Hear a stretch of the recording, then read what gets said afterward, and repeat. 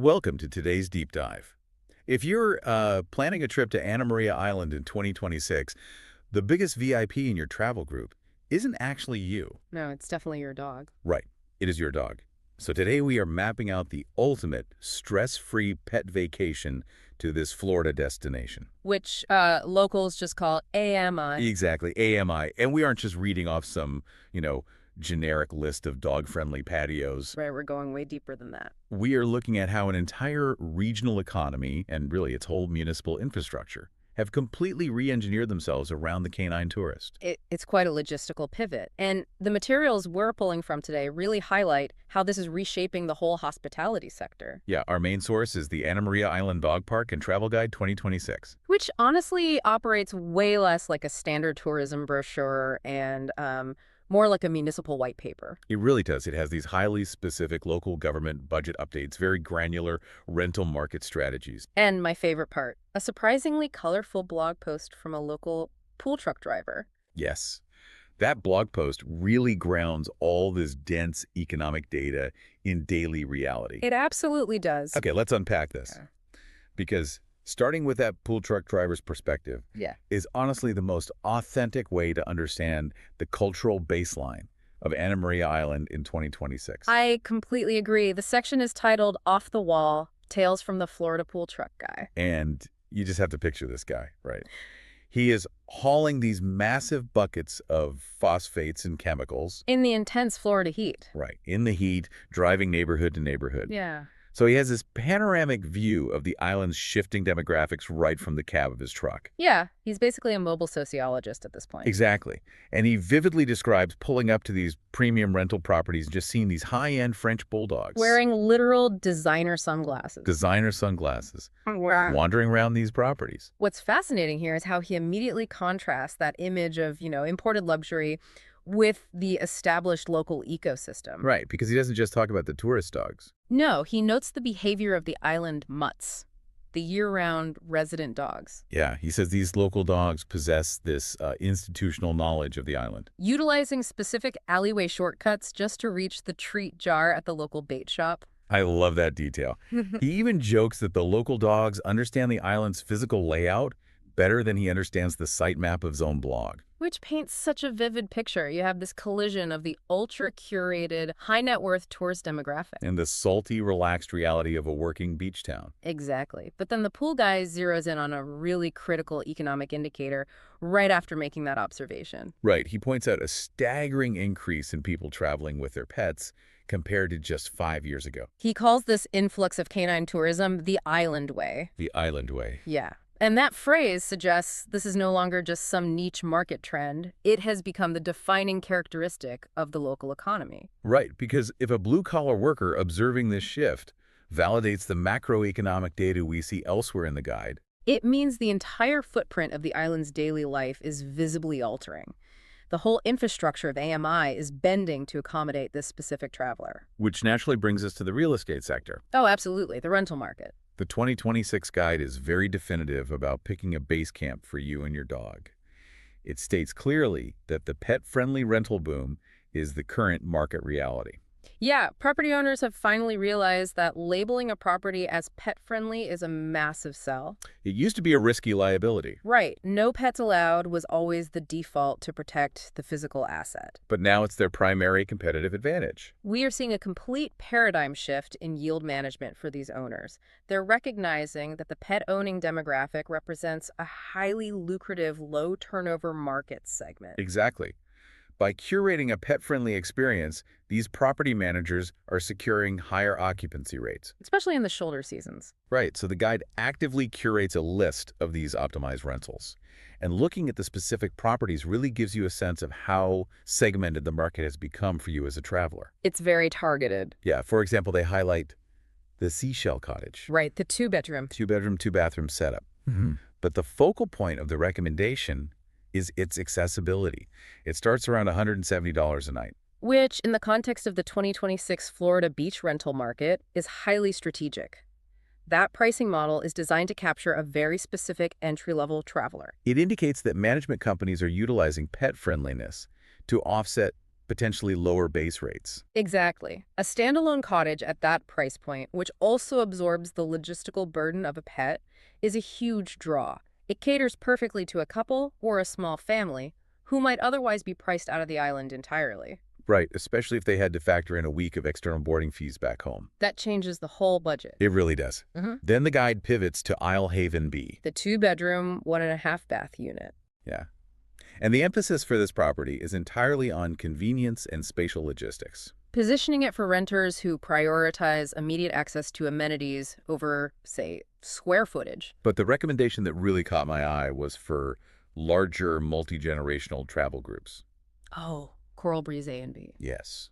Coral Breeze A and B. Recommending separate but adjacent units for group travel is such a sophisticated logistical strategy. Why is that? I mean, why not just get one massive house? Well, when multiple families travel together with multiple dogs, forcing them into a single large property introduces unpredictable pack dynamics. Right. And those dynamics can completely hijack your itinerary. Coral Breeze A and B allows the human travelers to socialize collectively, but it provides isolated, dedicated spaces to separate the animals when behavioral friction arises. That makes so much sense. You need that separation. You really do. And the guide doesn't just stop at listing properties. It provides this analytical must-haves checklist for evaluating any potential rental you might book. And the items on this list reveal just how specific the demands of the 2026 pet traveler have become. Right. First on the checklist, fenced yards. Fenced yards are no longer a luxury. The guide frames the fenced yard as the primary metric for a frictionless vacation. Right, because in this market, a property without a secure perimeter is essentially pricing itself out of the premium demographic. Exactly. Without a fence, you face an operational bottleneck every single time the dog needs to go outside. You have to get the leash, get your shoes on. Right. A fenced yard transforms a high-maintenance management task into passive relaxation. Passive relaxation is exactly what you want on vacation. Definitely. The second item on their must-have list is the outdoor shower. Yes. And the guide makes it very clear this isn't some architectural perk for the humans. Not at all. It is a required decontamination station before entering the living space. Decontamination station, I love that. It's a brilliant example of symbiotic asset management. Well, from your perspective as the renter, it streamlines the transition from the Gulf Beach to the interior of the house.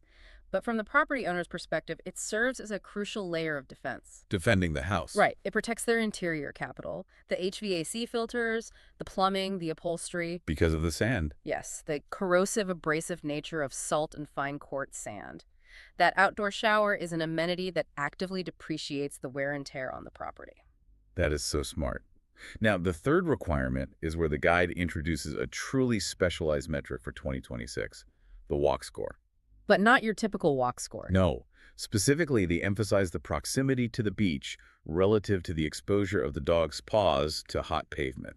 This completely redefines how we evaluate real estate location. A traditional walk score measures convenience for a human wearing shoes. Right. The guide is advising you to evaluate the topography through the lens of animal safety. Because property values and rental premiums on AMI are now demonstrably tied to the ratio of shaded, grassy paths versus exposed asphalt routes to the sand. Exactly. A house might be geographically very close to the water, but if the route requires traversing unshaded blacktop in the middle of a Florida afternoon, Its functional value to a pet owner plummets. it's basically useless. Here's where it gets really interesting. Because the private real estate market, adapting is one thing. But seeing the public sector respond is another entirely. Yes, the municipal side. The guide details this massive 2026 municipal investment into Dog Central Park. SCENTRAL. Yes, Central Park. Located at the corner of 62nd Street and Flotilla Drive in Holmes Beach. If we connect this to the bigger picture, the data regarding Dog Central Park provides tangible evidence of how municipal governments are reallocating their funds. Right, because historically, public pet infrastructure just consisted of unused, marginalized land with minimal upkeep, a chain link fence and some dirt. Exactly. But the guide outlines a nearly $29,000 budget designated for this fiscal year explicitly to overhaul this single park. In the context of a small island community's budget, $29,000 dedicated strictly to a dog park facelift is a major capital improvement project. It really is. And they are approaching this with highly engineered, staggered timelines. Very specific timelines. Yeah, the guide specifies that the new sod for the large dog area will be fully open on March 13th, 2026.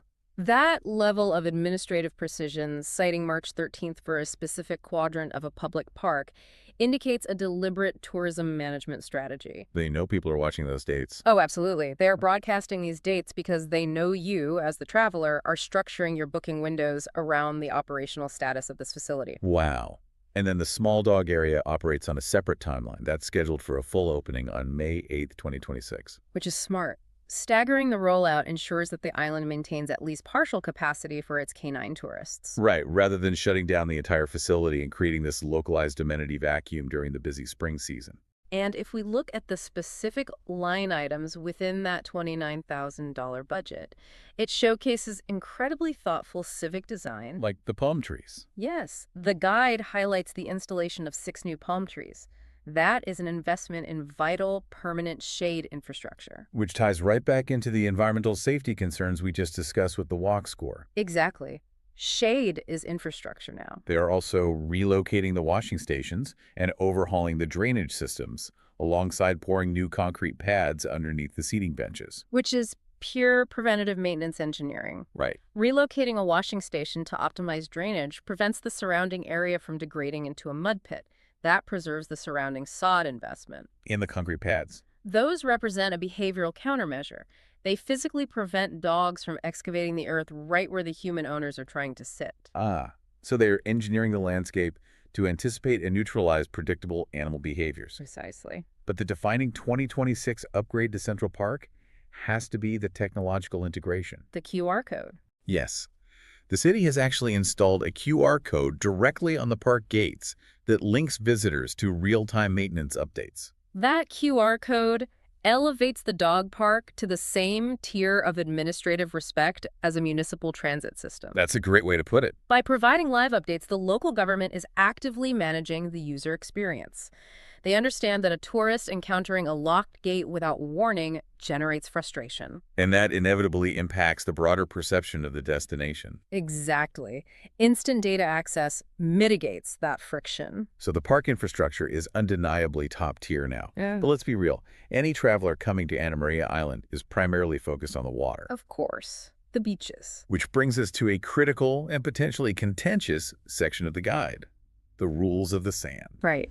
The reality is that dogs are strictly prohibited from the Gulfside beaches. This raises an important question regarding the inherent friction between premium tourism expectations and uncompromising eco-conservation. A traveler paying premium rates for a beach-adjacent pet-friendly rental might naturally assume they have open access to the primary geographical draw of the island. You rent a house on the beach. You expect to take your dog on the beach. Exactly.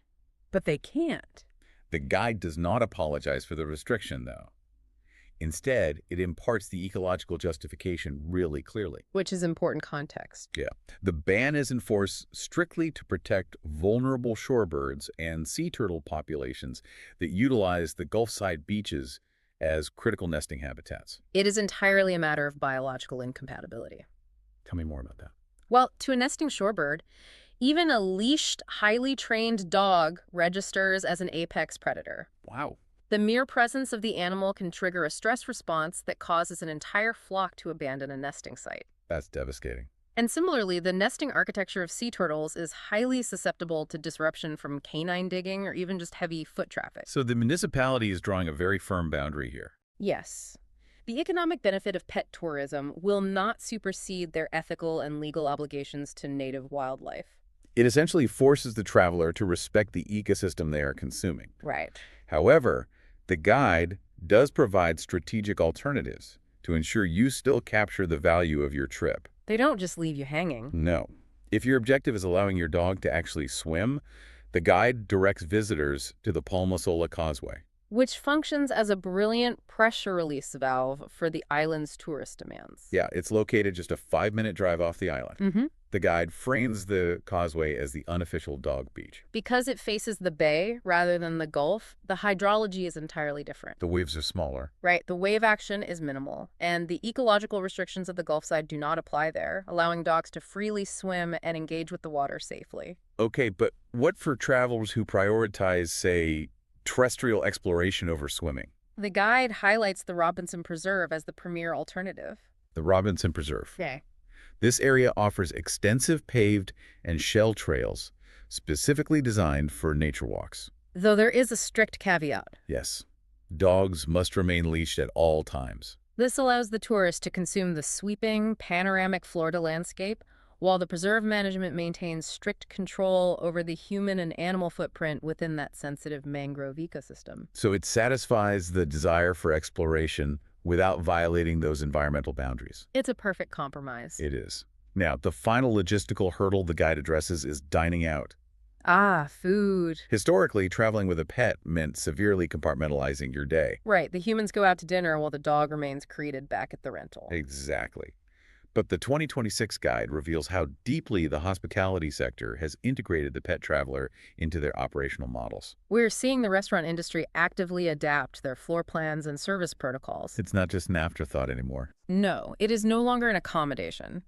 It is an expectation that dining establishments provide integrated experiences for mixed human-canine groups. The guide explicitly notes that establishments with outdoor seating are highly welcoming to leashed companions. They highlight a few specific spots, right? Yeah, they highlight the Sandbar, which is a historic staple of the local dining scene, Ah, and also Papo's Taqueria. nice. The fact that you can secure a table at a premium local restaurant with your dog present really eliminates the psychological friction and guilt of leaving the animal behind. It creates a cohesive, continuous vacation loop. I like that phrasing. The island's commercial sectors, from the real estate market to the municipal parks department to the food and beverage industry, have synchronized their services to ensure the pet owner never hits an operational dead end. So what does this all mean? Yeah. When we synthesize the pool truck driver's sociological observations with the granular data of the 2026 travel guide, it becomes clear that Anna Marie Island offers a masterclass in calibrated, pet-centric hospitality. It really does. But unlocking that experience requires specialized knowledge. As a traveler, you must understand the algorithmic value of a fenced yard and a shaded walk score. Right. You have to navigate municipal sodding schedules mapped to specific dates in March and May, and you must balance your desire for the beach with the ecological mandates protecting the Gulf shoreline. Utilizing the Causeway and Robinson Preserve as those strategic alternatives. Exactly. You know, the precision of this infrastructure leaves me contemplating the future trajectory of the broader travel industry. How so? We are analyzing a small island municipality in 2026 that links dog park maintenance to live updating QR codes Right. and watches its real estate market restructure its pricing around canine convenience and asset protection. Yeah. It makes me wonder if we are rapidly approaching a threshold where a tourist destination's entire economic survival depends primarily on treating the pets better than they treat the human guests. That is wild to think about. But if the infrastructure fails to satisfy the animal's needs, the human capital simply will not book the trip. It fundamentally rewrites the power dynamic of global hospitality. The dog effectively becoming the ultimate arbiter of a local economy's success. Exactly. That is a profound paradigm shift to consider. Well, we have covered a massive amount of ground today, analyzing everything from municipal budgeting and real estate yield management to ecotourism friction. We really unpacked it all. We did. I hope this deep dive arms you with the exact analytical tools you need to optimize your 2026 adventure.